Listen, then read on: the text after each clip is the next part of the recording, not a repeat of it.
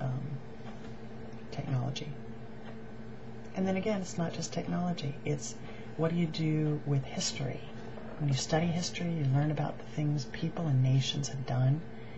You find out the things they've done well. You find out the things that they've done poorly. You analyze, you learn, you draw from those things. It's not just having information, it's knowing what to do with it. So the class discussions I've had before have involved a lot of discussion and debate about who's actually smarter and what we mean when we talk about being educated. Okay, the fourth question. The mother loves Dee. That is clear. What event occurs to indicate a desire on the part of the mother to have that love reciprocated?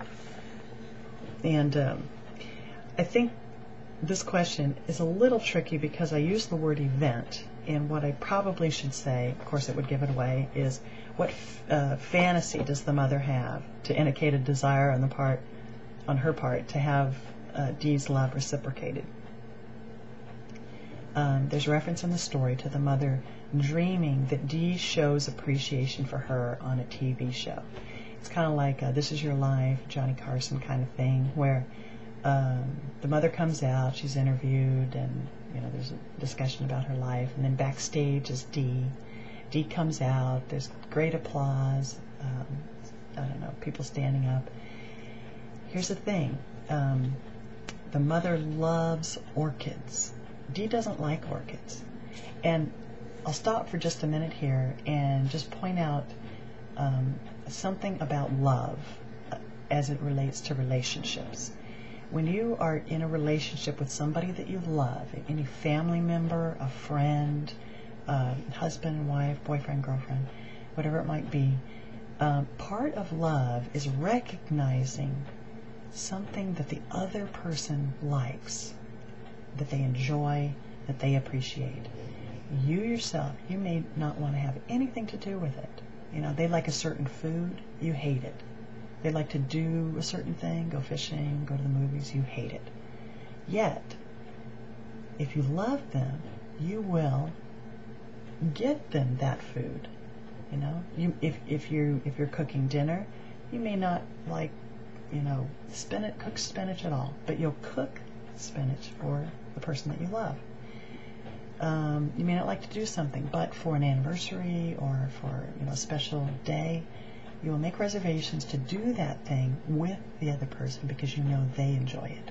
It's not, that you're bleeding out, constantly making sacrifices, always doing what they want. But what it means is that from time to time you will make concessions, and even if it's something that you don't like, you recognize that the other person does, and you give them that thing. So this part of the fantasy is especially important because Dee does not like orchids. She doesn't particularly care for them.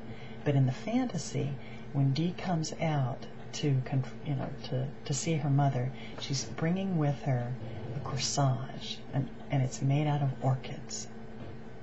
And this is very telling. It's not just that Dee is expressing appreciation for her mother on television in front of a nationwide audience. It's also that she's bringing and putting on her mother, attaching to her mother's dress, a corsage made out of the flowers that her mother loves best. And she's doing it even though she doesn't particularly care for them. She doesn't care for the flowers, but in the dream she cares for her mother. And after having listened to this, a litany of I know better and I'm educated and you should do this and you should stop doing that, blah, blah, blah. The lectures, the endless rattling that Dee is doing. The mother is frustrated, she's hurt, she's defensive of Maggie. At the same time, deep down inside, you know that she's hurt. And this fantasy is an antidote to that hurt. The fantasy is her chance to at least live out in her mind the perfect scenario. A scenario in which Dee is not ashamed of her, Dee is not lecturing her, but instead, before the world, is saying this woman is something special. Okay, number 5. As Everyday uses a story about the African American experience, do you find parts of the story that reinforce undesirable stereotypes? If so, which ones?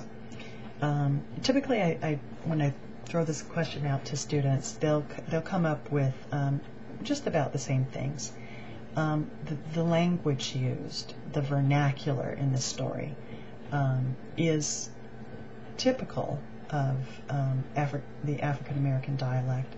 Also, the lack of formal education. That's a stereotype that is probably more true in the past, not so much anymore.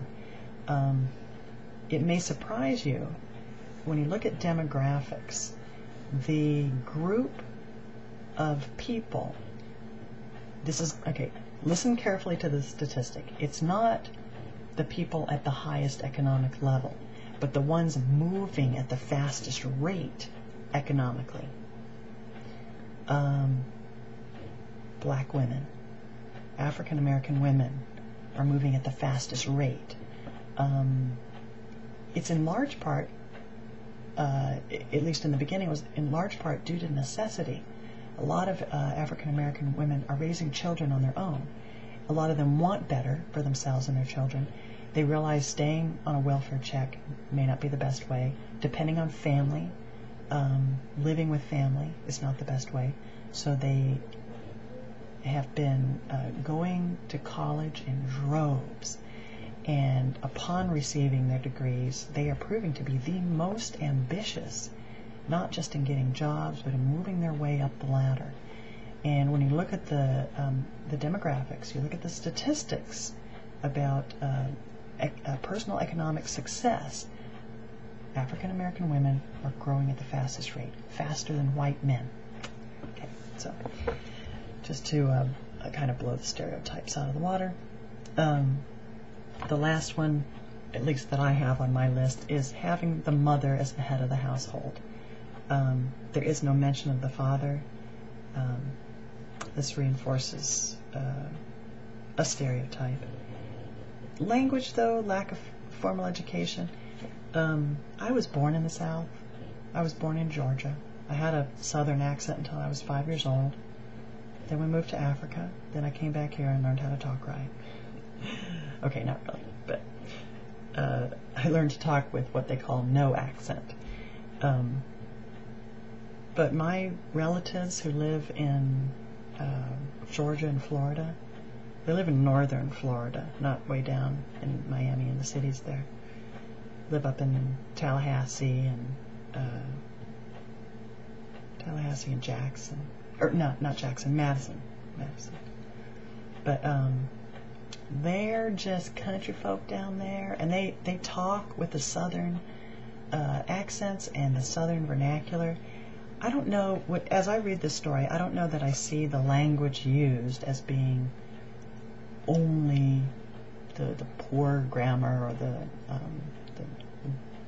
kind of the tweaked vernacular of African Americans, as much as the way Southerners in general talk. And uneducated Southerners, to be more specific. My relatives who've been to college, they talk with good grammar, but they still have very, very thick accents. Okay, so everyday use. I hope that by covering these questions, it has broadened your understanding of this story as well.